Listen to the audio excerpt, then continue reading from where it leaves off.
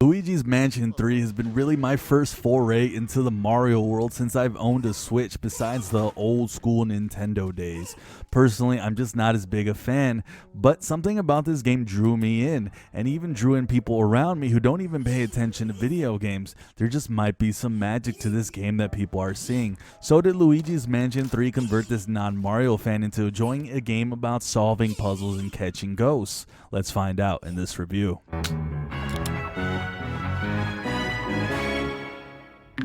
Before I go any further, if you end up enjoying this video, please consider hitting that like button and sub to the channel for more gameplay and game reviews here on the Nintendo Switch. But this being my first time as a Luigi Mansion player, I went into this with a completely fresh take and different perspective from a casual fan standpoint. Catching ghosts and solving puzzles is this game's core, but I was pleasantly surprised by quite a few things. For one, Luigi's Mansion is probably one of the most beautiful games I've ever seen on the Switch. You can tell this was built from the ground up with the Switch in mind and shows the hardware's capabilities. From the different themes of all the floors to the boss fights, this game is just drop dead gorgeous to look at, and sometimes you just have to sit back and watch and take it in on how great looking this game is. Now the story here is simple. Mario and Luigi and the crew go on a vacation to this hotel, but it turns out to be an ambush. Everyone is taken and absorbed into these paintings, Mario, Peach, and the Toads, and everyone has fallen into a trap, and even Luigi himself was meant to be part of this ambush, but he ends up escaping. You end up freeing Egad, the scientist, who then gives you access to the Poltergust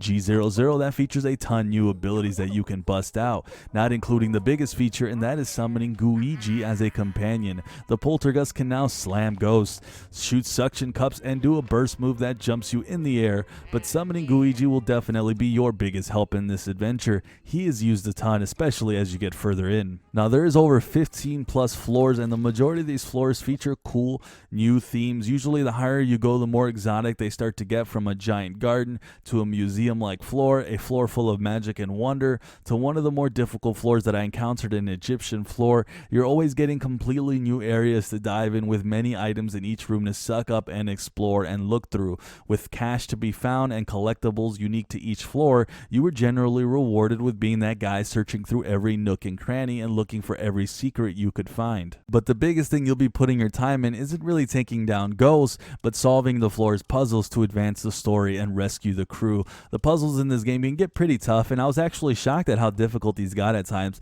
Sometimes they were a bit basic, from shining your arc light on an object to make it appear, or pulling on an item with your suction cup, but they would get more complex, having you to really think outside the box on focusing on objects you wouldn't even think to look at. I do wonder slightly if this game is meant for a younger audience due to what I felt were some more complex puzzles, but then again, I could be a complete idiot. But either way, I had a blast solving these, and I thought they were well designed and a ton of fun. But the most fun I had was fighting the many ghost types and bosses Luigi's Mansion 3 had to offer. The Poltergust and its glorious ability to suck up ghosts was always fun, and a mechanic that I never got tired of, even if I was just repeating sucking up the same old ghosts in some areas. The challenge here is to vacuum them up, and as you're doing so, they're going to resist, but first you can flash them and stun them, and then you go into a mini game in which you have to aim your Joy-Con in the opposite direction they are going to bring them in, and when you do, you get prompted to slam them. Now, not all ghosts were created equal. Some brought ways to stop the mechanic of you flashing them so easily by bringing sunglasses or shields,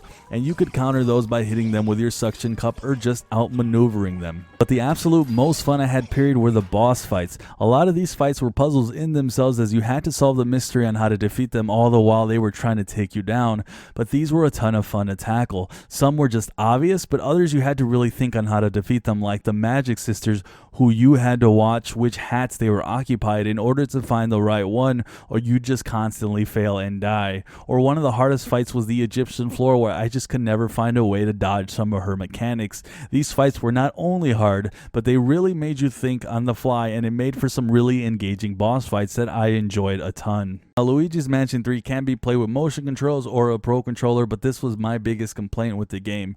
The controls were just slightly off. Now, with the Pro Controller, there was this omnidirectional movement that actually made it really hard to aim, and with no inverted option, it took a while for me to get used to this, and even then on the important fights, I had to switch to a horizontal mode because it was just too difficult to tackle. Unfortunately, while I used the horizontal mode, I couldn't aim with my poltergust up or down very well, so I had to switch back to the omnidirectional on non-boss fights, and playing with the motion controls at times got very, very clunky and was not as smooth as I would have liked. But in the end, that came out to be my biggest and only complaint with Luigi's Mansion. I haven't even mentioned the exceptional multiplayer mode and all the fun that this can bring, mixed with the excellent story and the levels to tackle, made this for me one of the best games of the year, and easily a game that I could recommend not just for kids but adults alike. If you're worried about too much hype, don't be, because this one has lived up to it and I don't think you're going to be disappointed. My final score for Luigi's Mansion 3 on the Nintendo Switch is a 9 out of 10. This is another great first party addition to the Switch, and the fact that it runs beautifully and is a great game to play on handheld just adds to the cherry on top. The story is just a ton of fun and it's charming. The multiplayer is just another added bonus for friends and family to enjoy. But that's going to be it for me on this review. If you've enjoyed this review, please consider hitting that like button and sub to the channel for more gameplay and game reviews here on the Nintendo Switch. I'm Sunny. Thanks for watching here on Sunnyside TV. And like always, I hope you all have a sunny day.